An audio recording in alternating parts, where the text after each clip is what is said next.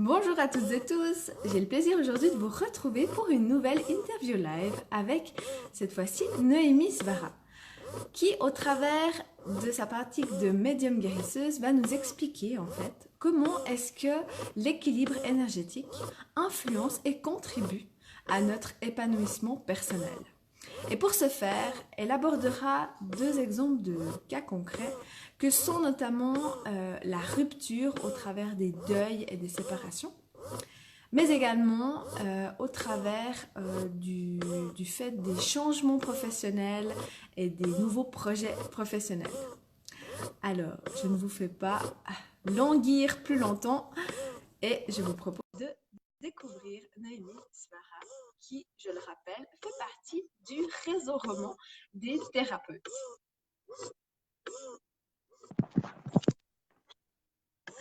Coucou Noémie. J'ai mis un petit temps de connexion. C'est parfait. Comment tu vas?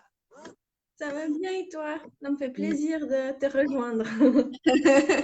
C'est parfait. Alors, j'étais en train de le dire aux personnes qui nous regardent que voilà, au travers de ta pratique de médium guérisseuse, tu as plusieurs finalement cordes à ton arc qui s'adressent tout aussi bien aux adultes qu'aux enfants, étant toi-même jeune maman. Et donc, c'est au travers de ta propre expérimentation et de tes propres formations que tu peux vraiment du coup aiguiller les gens. Mais aujourd'hui, tu vas nous parler comment est-ce que l'équilibre énergétique influence ou contribue à notre épanouissement personnel? Donc déjà, est-ce que tu aimerais pouvoir définir ce sujet-là avant d'entrer concrètement dans les cas que tu aimerais aborder avec nous? Ah oui, on peut parler un petit peu justement de l'équilibre énergétique. J'ai une vision très énergétique justement de la vie et des gens et des choses.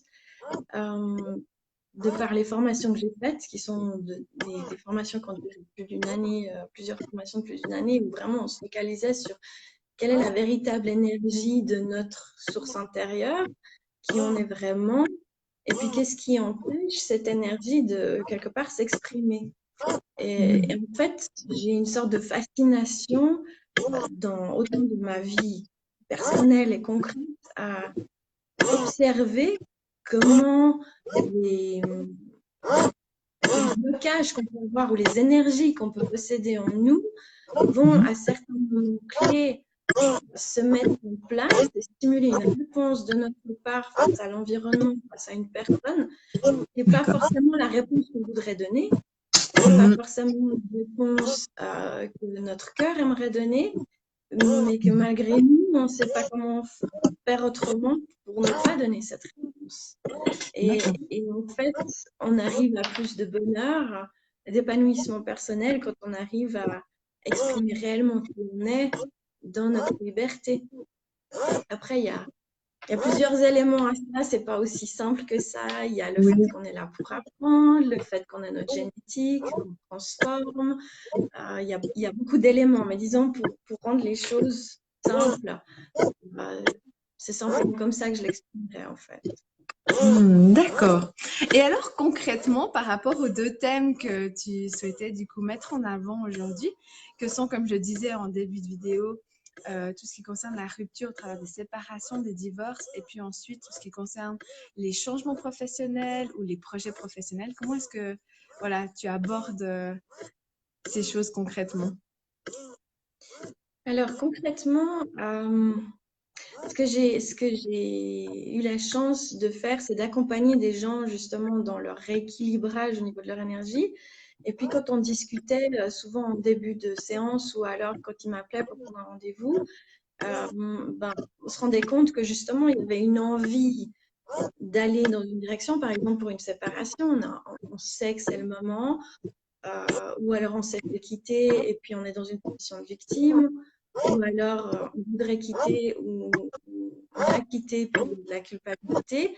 Et puis il y a des situations qui, malgré le fait qu'on soit au clair dans notre tête, dans nos idées, dans l'envie d'aller de l'avant, les gens ils me disaient mais l'autre personne elle n'arrive pas à lâcher, ou il y a toujours quelque chose qui se met en place et qui fait que ça ne marche pas, le divorce il n'avance pas, on n'arrive pas à aller de l'avant.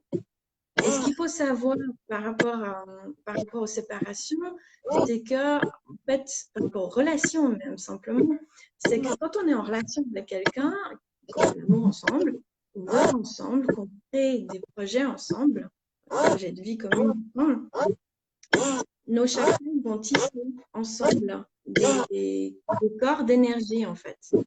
Et du coup, au début de la relation, on entre dans la relation avec nous, avec ce qu'on a dans nos chakras, dans notre énergie, ce qu'on a dans notre inconscient. Puis, on est dans la relation et l'autre personne va faire la même chose. Et puis, après, on construit pendant un certain nombre d'années ensemble. On peut construire très, très bien ensemble. On peut construire des fois de manière un peu conflictuelle ensemble. Chacun a sa propre dynamique en fonction de son inconscient, de son propre vécu. Puis, on a des contrats d'âme aussi. On a des contrats d'âme de rester ensemble pendant un certain temps, plus longtemps, pour s'épanouir ensemble, pour refléter ce qu'il y a chez l'autre et que l'autre nous reflète ce qu'on a chez nous. Et quand on est dans le lien du cœur, on peut tout à fait mettre ces choses en lumière, les transformer et construire ensemble et évoluer ensemble.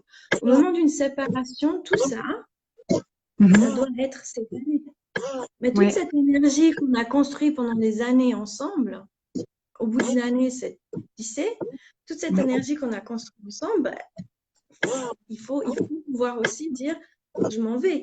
Donc, je reprends mon énergie, je rends ton énergie, et puis peut-être qu'on a encore des choses à faire ensemble parce qu'on n'est pas bon ensemble, par exemple. Donc, si c'est le cas, qu'on a eu des projets ensemble, on a créé ensemble, bah, qu'on puisse faire ça sans toutes ces projections d'un lien qui n'a plus lieu d'être. Et donc, ce qu'on va faire dans une session, on va ouvrir le champ énergétique. On va toujours faire ce qui est juste pour la personne. Jamais aller voir quelque chose qui n'est pas dans le respect de l'âme, de l'un et de l'autre. Le but, c'est vraiment que ce soit un accord pour chacun, en fait. Le but, c'est de créer quelque chose qui soit gagnant-gagnant. Et puis, moi, au travers des formations que j'ai faites, je ne travaille pas seule. J'ai toute ma lignée spirituelle avec moi.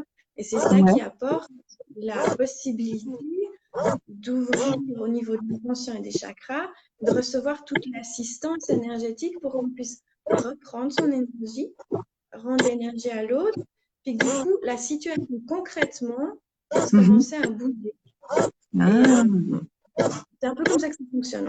On peut aussi le faire en imposition des mains. D'accord. Du coup, il n'y a pas une participation consciente, donc c'est moins efficace, on va dire. C'est important qu'on se rende responsable de nos créations. Oui.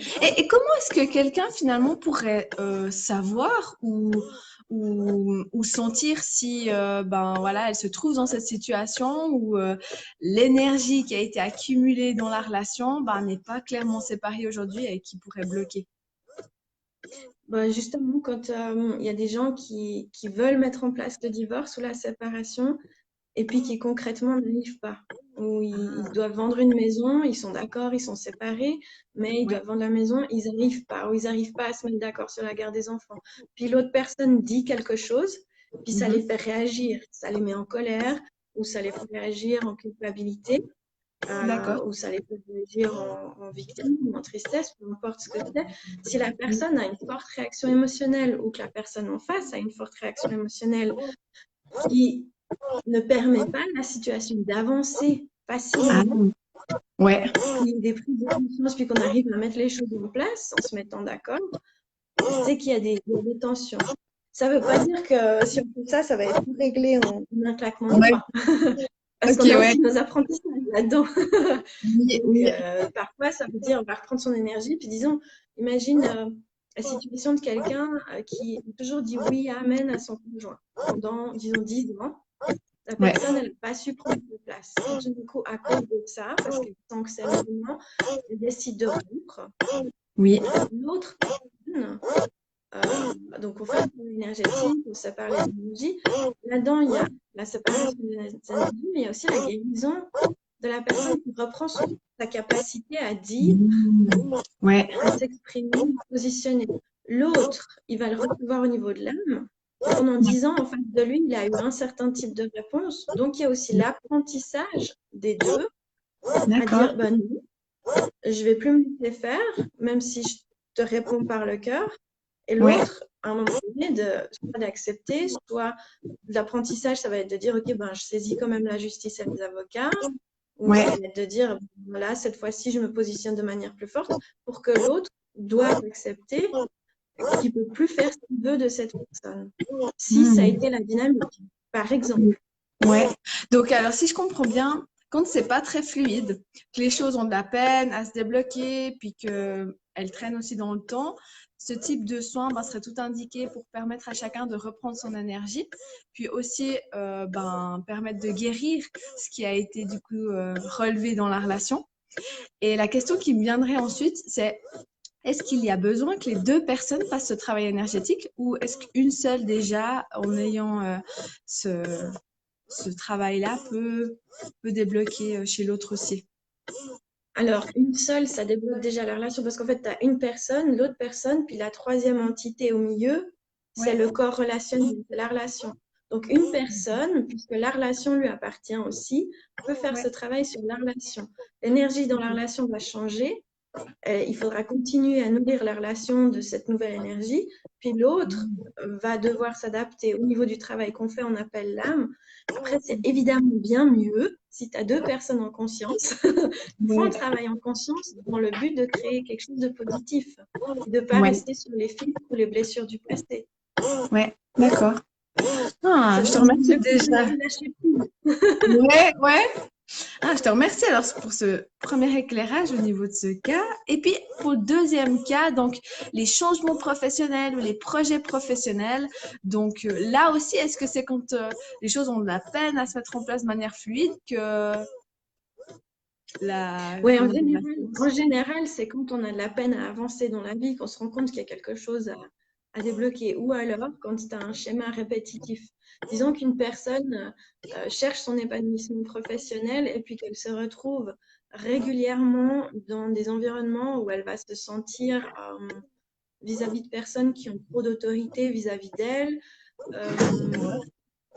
qui ne vont pas lui laisser un épanouissement, pas pouvoir s'exprimer, pas pouvoir prendre de responsabilités, par exemple, ou de créativité, par exemple, et que ça se reproduit régulièrement dans différents postes, ça peut être une indication qu'il y a quelque chose à débloquer dans l'énergie de la personne par rapport à ça.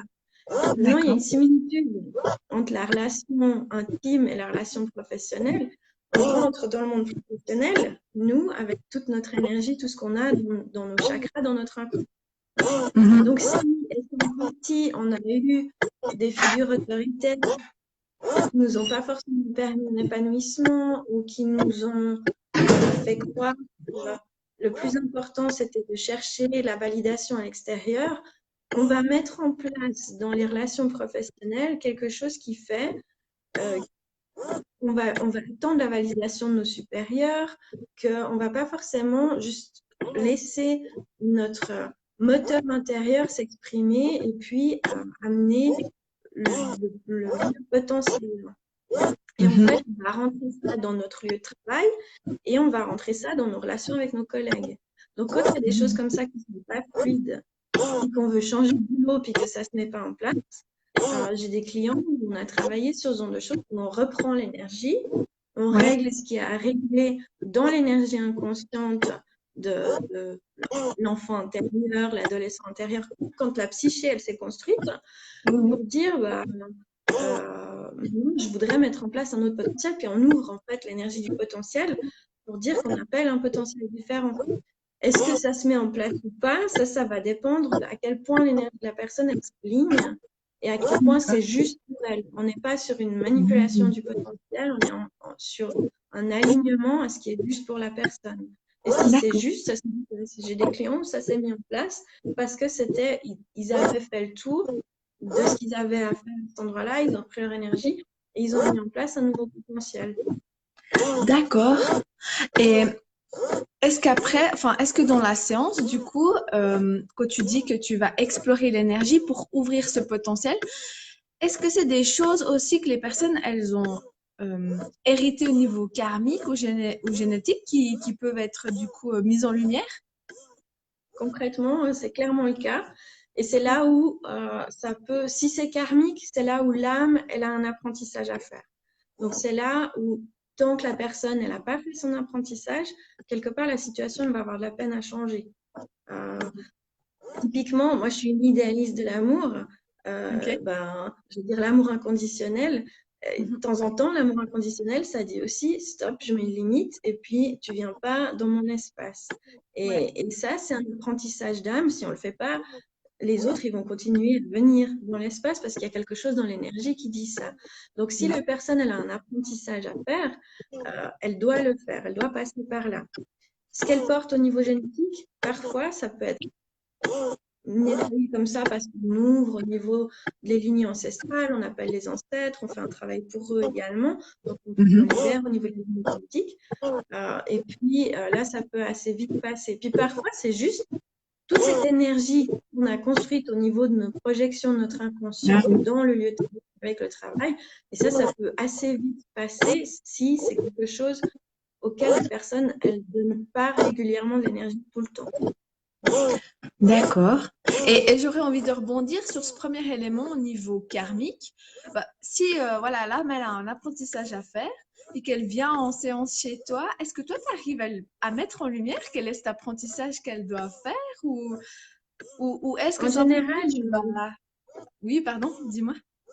il y a le travail au niveau de la séance en tant que telle où on rentre assez vite donc dans le travail énergétique et puis on va, euh, je vais dire ce qui vient, tu vois, la guidance qui dit ce qui vient et ce qui est juste pour l'âme. Donc il y a tout un travail qui se fait à ce niveau-là. Et puis D'accord. après la séance, il y a des choses dont moi j'ai conscience qui n'ont pas forcément été nommées. Et puis je vais simplement dire, après la séance, à la personne mettre en lumière, ben, il y a ça ou ça. Dans une petite discussion, je vais me rendre compte, est-ce que la personne, elle peut lâcher prise? Est-ce qu'elle est prête? Est-ce qu'elle n'est pas prête? Et là, c'est gentiment accompagné, envelopper la personne, l'accompagner par des encouragements, mais en restant vraiment dans ce qui est juste, dans ce D'accord. qui est ce qu'on peut capter comme la vérité, pour dire euh, l'apprentissage, il est tel. Parfois, c'est très clair, parfois c'est des petits bouts parce que la personne, elle a aussi quelque chose à faire par elle-même dans sa découverte, en fait. D'accord, parce que moi je me rappelle, alors je peux peut-être témoigner pour les spectateurs qui me regardent, moi je suis venue justement faire des soins chez toi. Ça m'avait beaucoup aidé parce que comme le sujet le laisse aussi, comme on l'aborde, hein, c'était pour le lancement de mon entreprise et pour moi c'était au niveau génétique de ma lignée paternelle. Hein. On avait beaucoup travaillé sur le fait que voilà, les hommes de ma famille qui s'étaient lancés comme indépendants avaient rencontré bon nombre de difficultés pour ceux qui n'avaient pas fait faillite. Et donc, du coup, il y avait un fardeau à libérer ainsi que bon nombre de conceptions et de croyances. Et ce qui m'avait frappé dans tes soins, c'est que déjà, je me suis endormie très rapidement parce qu'il faut savoir, pour ceux qui ne connaissent peut-être pas les soins énergétiques tels que le pratique Noémie, eh bien, on est vraiment couché, invité à, revenir à soi, à se détendre, à prendre un moment pour simplement être dans la détente. Et du coup, j'imagine que c'est la même chose aussi. Hein. Voilà, tout d'un coup, parles, tu aimais certains sons. Et puis, moi, je me rappelle que comme je m'étais endormie, eh bien, je ne me souvenais de rien, si ce n'est qu'à la fin, je m'étais réveillée. Et ça m'avait du coup beaucoup aidé d'avoir tes enregistrements parce qu'après, voilà, de manière consciente, j'avais pu réécouter la séance. Et c'est intéressant parce que là aussi, quand je les avais réécoutés, j'en avais fait plusieurs parce que voilà, c'était un travail qui demandait plus de temps. Et quand je les avais réécoutés, eh bien, il y a parfois où je m'étais re-rendormie en les écoutant. Et là, je me suis dit, OK, ça veut dire qu'il y a certains messages qui concernent uniquement mon subconscient et que d'autres, eh bien, étaient OK pour être intégrés au niveau de la conscience, quoi. Mais c'est quelque chose que voilà, je voulais partager parce que c'est vrai que ça m'avait frappé. Il y avait comme une espèce d'hypnose, en fait, aussi qui entoure ces soins. C'est ça. En fait, en travaillant en canal avec justement la famille d'amour de lumière, Et puis, c'est comme une hypnose, une méditation guidée où, en fait, je vais amener la personne à se relaxer, rentrer dans son cœur, lui parler de son énergie. Les ondes de fréquence changent. Donc, on entre dans un espace au niveau des ondes qui sont proches du pré-sommeil. Je ne sais plus si c'est les ondes alpha ou je crois, mais je ne suis pas sur la technique. Mais du coup, ça fait qu'on peut facilement rentrer dans cette zone où on est dans un pré-sommeil ou alors on s'endort. Et ça permet, souvent, c'est que ça travaille justement au niveau inconscient. Ça va vraiment libérer les choses profondes au niveau inconscient. Et puis, c'est que le mental lâche complètement prise quand c'est comme ça. Et puis après, justement, de pouvoir réécouter, ça amène des choses dans la conscience. Le soin et l'énergie va de toute façon faire bouger les choses. Après, quand on fait un travail sur une séparation, qu'on sépare les choses, ou bien il y a certaines choses où on doit faire un travail de pardon, là, j'ai besoin que la personne, elle soit consciente. Et puis souvent, là, je la garde assise parce que je sais que sinon, elle va s'endormir. Oui, Mais, mais en effet, il y a vraiment cette notion euh,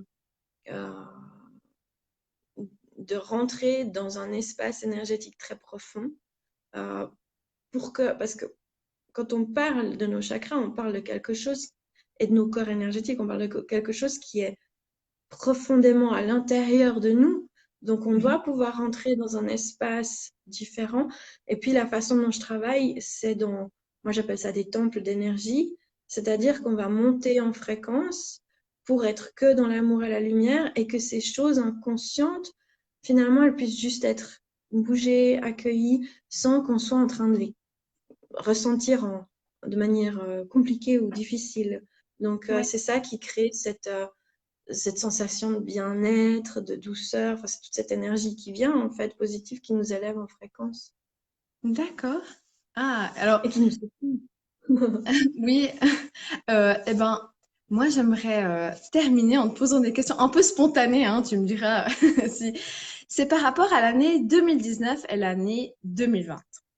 Est-ce que déjà, par rapport à cette année 2020, vis-à-vis de ces sujets, hein, que sont ben, les ruptures ou le lancement de projets ou de changements professionnels, est-ce que tu as pu ressentir qu'il y avait peut-être une vague, une accélération à ce niveau-là? Parce que c'est vrai que je me rends compte aussi ben, dans mon cabinet qu'il y a beaucoup, beaucoup de gens qui viennent vis-à-vis de ces thématiques-là. Est-ce que voilà, tu aimerais partager quelque chose déjà par rapport à cette année 2019 Ouais, à ce alors, niveau? bah, je crois 2019, 2020, même 2018, à mon avis, ça fait déjà depuis l'accélération 2009 a commencé.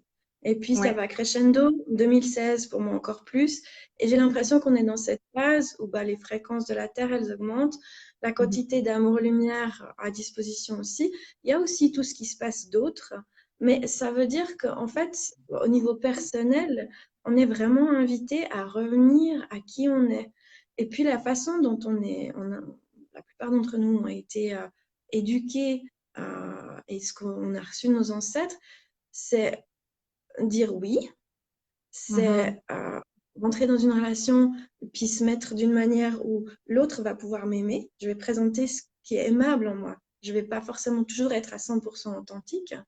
Donc forcément, à un moment donné, quand en nous, ça nous appelle à revenir à l'authenticité, ce qu'on a tissé dans la relation, Ça c'est bouge. secoué, ça Ouais. bouge. Ça ne veut pas forcément dire qu'on doit se séparer, ça dépend des contrats. Et au niveau professionnel, c'est pareil. On a les mêmes choses de ne pas être soi, de ne pas être épanoui. Si Mhm. en tant qu'enfant, on nous apprenait déjà à rester dans notre lumière, à résoudre petit à petit, faut pas se leurrer, on est humain, nos enfants aussi ils sont humains, donc on doit faire avec ce qui est là, mais on le transforme. Et pour moi, la phase dans laquelle on est, 2019, 2020, jusqu'à 2025, voire plus, on est dans cette phase de grande transformation et ça passe par changer concrètement notre façon de fonctionner. Ça veut dire que Mhm. bah, je vais te dire la vérité avec mon cœur. Je vais le dire avec mon cœur, avec de l'amour pour que tu puisses m'entendre, mais je vais te dire la vérité. Je vais apprendre là où j'ai besoin de me respecter. Souvent, on ne le sait pas Mhm. soi-même. Donc, c'est pour ça qu'il y a tous Mhm. ces mouvements, en fait. À mon avis, c'est ce qu'on est appelé à faire. Ah, Je pense, ce que j'entends aussi vraiment, c'est à se réouvrir à notre nature. Moi, j'appelle ça notre nature divine, notre nature céleste, notre nature stellaire, si tu veux. On a tous quelque chose en nous, dans notre cœur, de notre source qui nous rappelle à cette nature-là. Et je mhm. pense que c'est vraiment ce qu'on est appelé à faire, à souvenir ce qu'on est venu faire ici aussi. Donc, ce serait aussi pour ça que peut-être les gens qui nous regardent peuvent s'identifier qu'il y a beaucoup de gens qui vivent des situations maintenant extrêmes parce que cet appel, comme tu dis, il devient toujours plus fort. Et il y a ceux qui y résistent encore et qui peuvent Ouais. vivre, peut-être je me trompe, mais tu me diras peut-être des burn-out, peut-être voilà, des choses très profondes et violentes. Et pour ceux qui commencent à suivre le mouvement, j'ai aussi le sentiment que tout très vite change et se met en place de manière beaucoup plus fluide. Ouais. Ça demande beaucoup de courage parce que Mhm. on a construit notre vie d'une certaine manière avec laquelle on a nos repères. Donc, les personnes qui font un burn-out, qui doivent mettre un changement en place, elles le sentent à l'intérieur. En même temps, elles ont peut-être une sécurité, elles ont certaines façons de fonctionner. Puis ça leur demande la foi de savoir que tu Mhm. peux tout guérir, tu peux tout transformer à partir de ton énergie. Et ça, si on ne l'a pas expérimenté ou appris, ça demande à ce qu'on nous tienne la main, à ce qu'on soit là avec Mhm. nous, à ce qu'on puisse ressentir cette énergie, puis pas à pas faire ces étapes. Et pour les gens qui sont dans une phase critique, moi, ce que j'encourage toujours, c'est engager un dialogue avec votre cœur. Vous n'allez peut-être pas entendre la réponse, mais si vous parlez à votre âme, à votre cœur, vous demandez d'avoir de la clarté, vous allez commencer à avoir des signes, à avoir des gens qui viennent vous parler. Le divin, il est en toi, en moi, en chacun.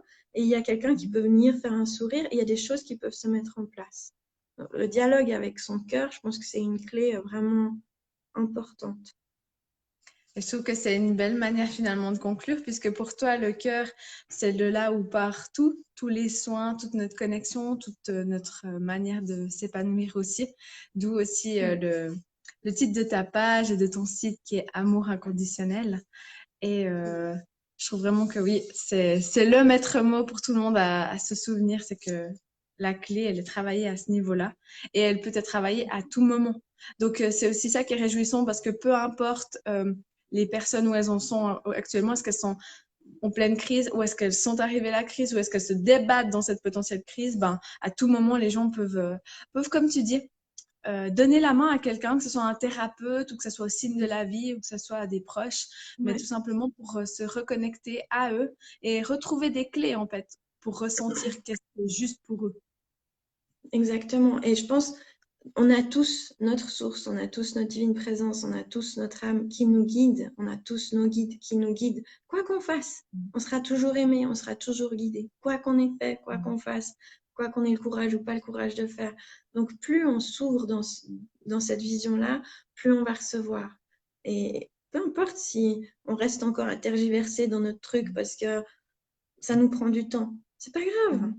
Il n'y a pas de Ouais. jugement par rapport à ça. J'aimerais rajouter une chose qui est en lien, qui peut apporter peut-être un soutien.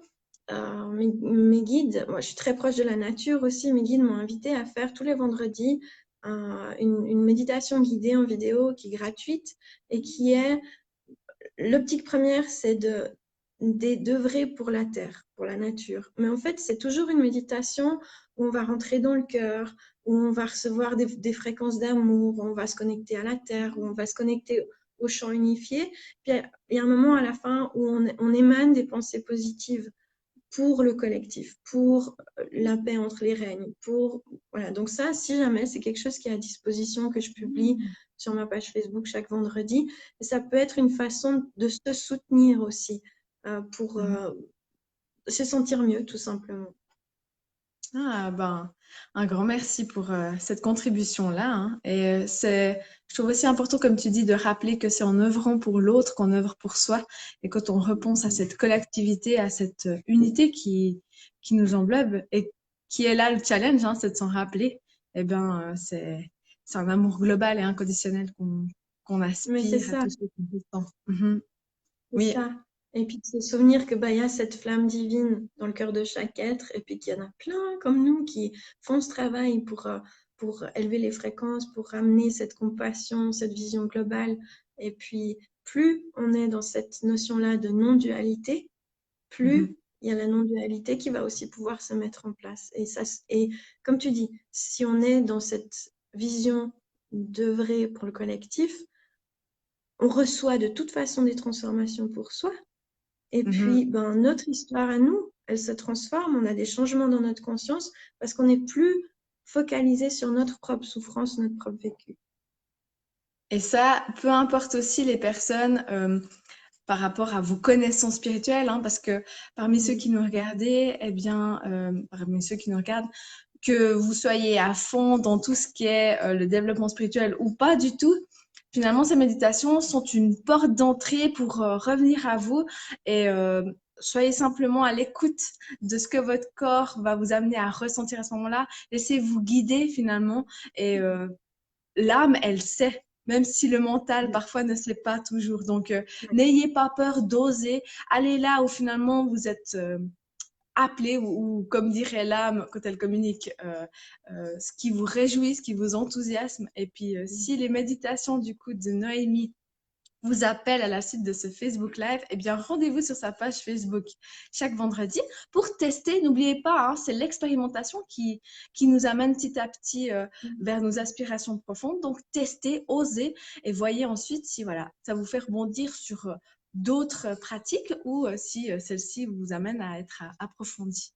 Donc, en tout cas, un grand merci, Noémie, pour cette interview live, pour tes explications, pour aussi tous les partages qui en sont ressortis. Et pour ceux qui souhaiteraient en savoir plus à ce sujet, eh bien, vous pouvez cliquer sur le lien de cette interview live en commentaire. J'ai mis, non, dans le texte du post, j'ai mis le lien qui renvoie sur son profil dans le réseau Roman des thérapeutes. Ou alors, vous pouvez directement vous rendre sur sa page Facebook qui est taguée aussi. Donc, voilà. Toutes toutes ces pistes pour vous permettre d'en savoir plus à son sujet. Et je la recommande vivement pour avoir testé. Mais voilà, ça c'est mon ressenti. À vous d'être à l'écoute du vôtre. Bon, en tout cas, merci encore Naomi. merci à toi, je te remercie infiniment pour ta fraîcheur et puis ta gentillesse. Ça me touche à chaque fois tellement. Ah bon, plaisir Non, c'est partagé, vrai. vraiment. Alors ben nous, Ouais. à tout bientôt. Et puis ben du coup, une belle journée à tous les spectateurs qui nous regardent. Merci. Au Merci. revoir, merci. Ciao, Ciao, ciao. ciao.